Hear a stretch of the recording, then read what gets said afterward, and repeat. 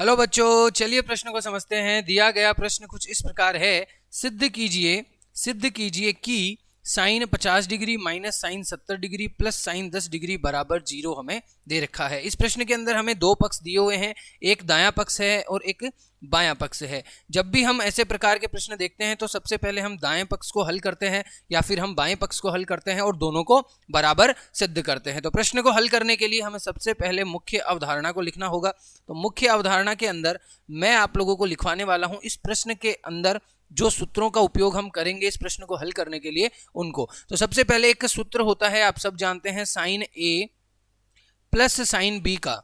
Sign a plus sine b का एक सूत्र होता है जिसका उपयोग करेंगे हम इस प्रश्न को हल करने के लिए। तो सूत्र के अंदर होता है sign a plus sine B जो है वो बराबर होता है 2 साइन ए प्लस बी बटे 2 ए प्लस बी बटे 2 गुणा कोस ए माइनस बी बटे 2 ए माइनस बी बटे 2। अब हमें प्रश्न का जो दायां पक्ष है उसको हम लिख लेते हैं। दाएं पक्ष में हमें दिया हुआ है, दाएं पक्ष को हम एल एच एस बोलते हैं। तो जो दायां पक्ष है वो हमें दे रखा है sine 50 degree minus sine 70 degree plus sine 10 degree हमें दिया हुआ है। अब इसको हल करेंगे तो हम जानते हैं कि साइन 50 और साइन 70 और साइन 10 को हम एक साथ लिखेंगे तो हम पाएंगे कि sine 50 degree plus sine 10 degree minus के साइन 70 डिग्री। अब हमने देखा कि sine a plus sine b का सूत्र जो है वो हम यहां पर उपयोग करेंगे साइन 50 प्लस साइन 10 में। तो हम देख रहे हैं कि साइन 50 प्लस 10 बटे 2 गुणा कोस ए माइनस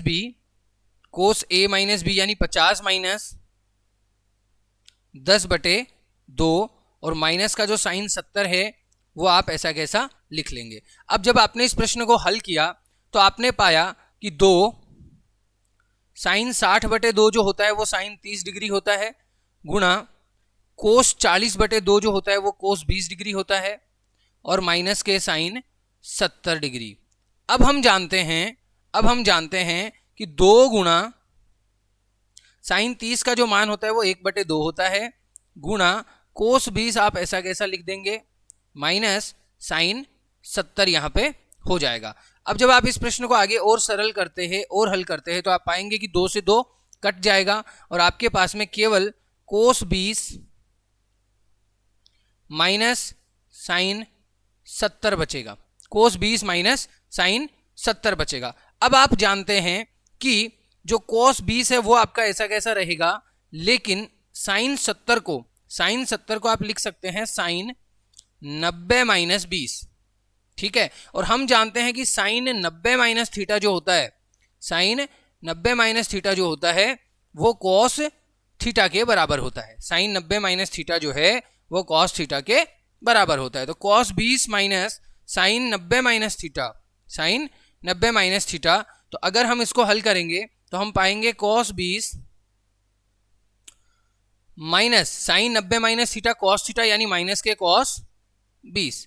अब देखिए कॉस 20 से कॉस 20 कट जाएगा तो 0 मिलेगा और हमारा जो बायां पक्ष था यानी जो RHS था वो 0 था और यही हमें सिद्ध करना था। तो इति सिद्धम। आशा करते हैं यह प्रश्न आपको समझ में आया है। धन्यवाद।